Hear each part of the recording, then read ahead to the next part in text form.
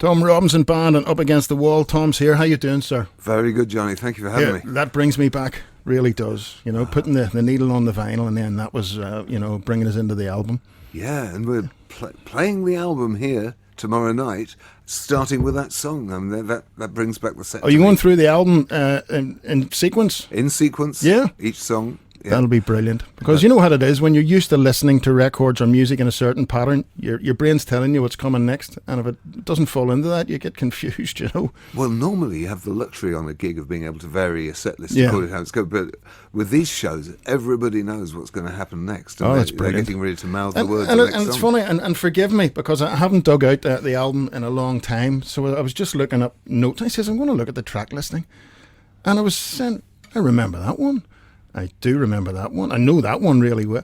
It really surprised me that these songs have stuck with people over the years, whether they've been playing them regularly or not. Too Good to Be True, Grey Cortina, Man You Never Saw, Better Decide Which Side You're On. All of these are anthems. Yeah, it's amazing just seeing people, and young people, turning up and mouthing the words. How have they heard about it, Yeah. How did it sell when it first came out? It went gold. Yeah? I don't know. What does that mean anymore? I don't know what it means anymore. It probably meant you sold a few, whereas now gold means sell a couple of dozen, you're in the chart, Man. I think it was 250,000, but whoa. Today that would be Ed Sheeran level. Yeah, that's right, yeah. 250,000, it was in the top 10 for a few weeks and then make room for the next one, but, I remember one of the hottest tickets that ever was in Belfast was you playing, I think you were playing Queen's University, and Stiff Little Fingers were support, and people killed each other to get tickets. Yeah. I remember that. Well, there was the gig exactly 40 years ago at the Ulster Hall. Yeah, which is the very first time I came over here, because Gavin Martin from the alternative, NME and that, he was the alternative Ulster fanzine first, and he was corresponding with me saying, "You've got to come over and play. You've got to come and play." So we did, and it was a crazy night 40 years ago, and we're just trying to recreate that. Gavin's coming and actually doing a number for us. Is he? Yeah, bless him. Hold on, Gavin's performing. He's made an album. I didn't know. He's made a great spoken word album with punk music. There'll be a lot of artists would love to get a chance at criticising it, because he criticised it. He tore everyone apart over the years. Ain't that the truth? Yeah. Well, he says now, I used to be a mouthy little sod, and in fact I still am. Yeah, we'd not argue with him there. But I mean, the songs, back in the day, for instance, Sing If You're Glad to Be Gay was kind of controversial at the time. Well, yeah. At the time, people still went to prison in Northern Ireland. Yeah, that's right. Does it still carry some controversy? Well, it's hard to gauge when every member of the audience sings it at the top of their voices. Yeah, And at the height of that thing, when the band had its 15 minutes of fame in 78, we played Hammersmith Odeon, sold out, 4,000 people, all singing Glad to Be Gay, and I stopped the song and I went over and gave a big kiss to the keyboard player on the lips, and this shockwave ran through the audience. No. Gross. But again, you need a certain kind of a tolerant audience, let's say, modern thinking. But some parts of the world, i.e. here, would there be controversy over it? Well, again, that night in Queens, people just went, fair enough, Yeah. This is where you're coming from. You could go to a Public Enemy gig and have them say fight the power, and they're talking about a different power from you, but your experience, you have some things in common. And a lot of those punk kids who were from both sides of the sectarian divide, were getting rejected by their elders and betters, they kind of thought, well, if you're an outsider for some other reason, that's okay too. Yeah, that's the album is full of anthems basically for outsiders. Ain't Gonna Take It, Gotta Survive, Decide Which Side You're On, stuff like that. So it really did carry a message for the downtrodden, if you like.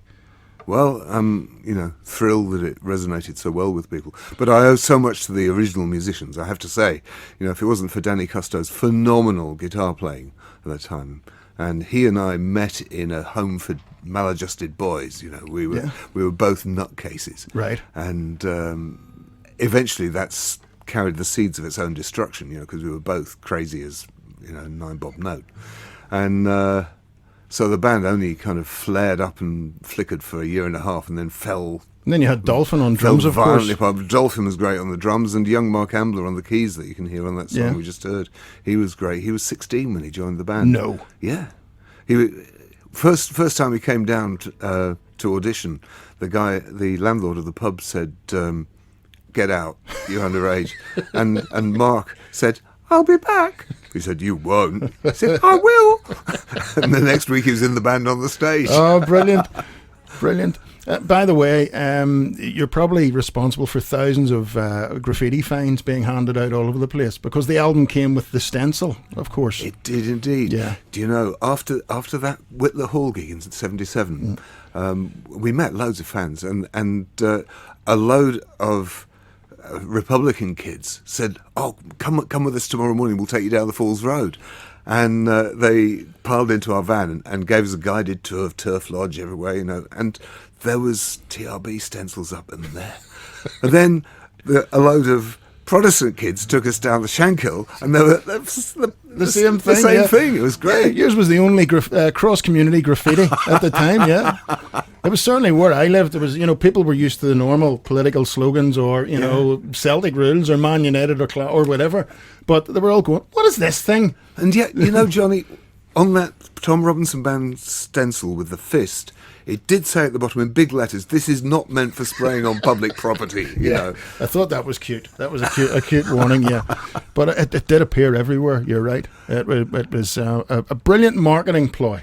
Well, not a it was a good idea. Again, you knew your audience. Well, there's been demand for replica stencils. We've got a few with us. Oh, listen, people probably get jailed now for pulling out a spray can. You know what it's like now. Or put in an art gallery. Yeah, Banksy. Yeah. So, gigs in the Empire, is that tomorrow night? Tomorrow night it is, yeah. Yeah. I'm going down to the Oh Yeah tonight to do one of their Getting to Know You things. Brilliant. Which is nice. What time's that at? That's at 7. Oh, great. So that's free, so should be fun. Oh, good stuff. So you're in the Empire. Is Big D doing sound, or do you have your own man? It's got to be Big D, It's got to be Big D. I mean, that PA's his baby. No one knows how to use that like him. Oh, he's such a legend. I'm just really looking forward He's to like a working surgeon with with that PA system, Yeah. He really is. No, he's great. Tell him I was asking about him. It's funny. He lives a few doors from me, but you'd probably see him more often than I do. It's one of those ships Yeah. that pass in the night kind of thing, Yeah. But so it's in the Empire and it's a full band. Full band, yeah. We've got. It's not the original band Yeah. because we fell apart like a cat full of sacks. Yeah. No, a sack full of cats. I want to see a cat full of sacks. Old age catching up with me there. But we've got the drummer from Faithless, Andy Treacy. Got Adam Phillips on guitar, who plays guitar with Richard Ashcroft. So they're really proper class players. And Don't say that, Tom. They'll be looking paid. Well, they play it with a proper commitment and energy. Yeah. That I really have to fight on the bass to keep up with them. But we're giving it some. Would I be safe in saying they're a bit younger than you are? About 10 years younger than me. Yeah. So, in musical terms, it's nearly a different generation. So, did they take to the material right away? I mean, is it their thing? Well, that's what really surprised and pleased me was then when they listened to my old back catalogue, I was thinking, what are they going to think of that? And they went, bloody hell, that's really great.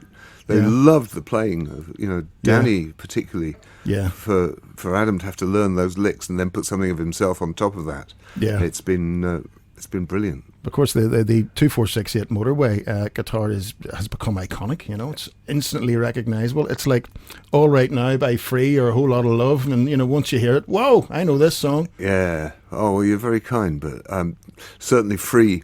I was trying to imitate Andy Fraser because it was the simplest possible bass line. I wasn't very good.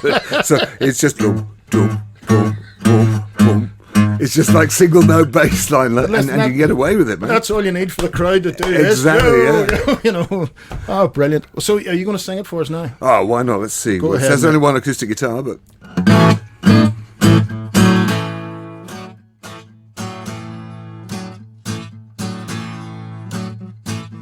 Drive my truck midway to the motorway station. Failing cruiser coming up on the left-hand side. Headlights shining, driving rain on the window frame. Little young lady started stitching her ride. 2, 4, 6, 8, never too late. Me and my radio trucking on through the night. 3579 double white line. Motorway sun coming up with the morning light. Whiskey sitting pretty on your two-wheel stallion. This old 10-ton lorry got a beat on you. Ain't no use sitting up with a bad companion. Ain't nobody get the better of you know who. 2, 4, 6, 8, never too late. Me and my radio trucking on through the night. 3, 5, 7, 9 on double white line. Motorway sun coming up with the morning light. That same old motorway sun coming up with the morning light. Motorway sun coming up with the morning light.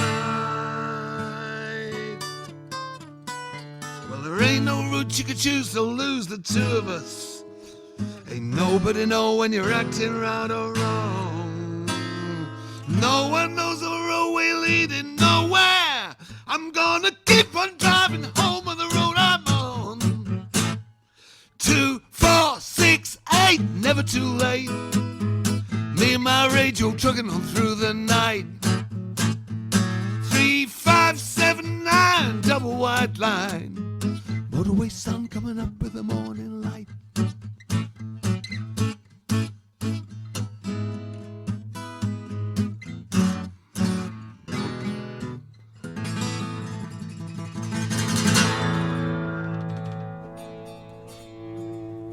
Tom, that's brilliant. Brilliant. Thank you, sir. Thank you, Johnny. Absolutely class. And people saying I'm sitting pogo in the white van. You know, That's what we like to hear. so sorry if Tom Robinson's causing traffic accidents with the white van men today. So, OES Centre tonight for your For the talk. And Yeah. I'll take the... too. So 7 o'clock. And what time does the gig start tomorrow night?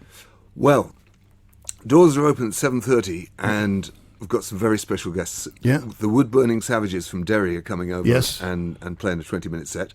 Then Gavin Martin, as I say, Oh, is yes. going to do one of the songs from his spoken word album. Which Bring your special rotten tomatoes for Gavin Martin, folks. and then Andy White's doing a song. And Andy White as well. Yeah. Because Whoa. both Gavin and Andy were at that original Whitler Hall gig. No. Yeah, they were there. It's going to be like Live Aid tomorrow night then. It's going to be great. Something like that, yeah. Yeah. So that's Tom. Really appreciate you coming in. I know you're busy, but it's great to see you again. It's a thrill, Johnny. Thank Thanks. you, mate.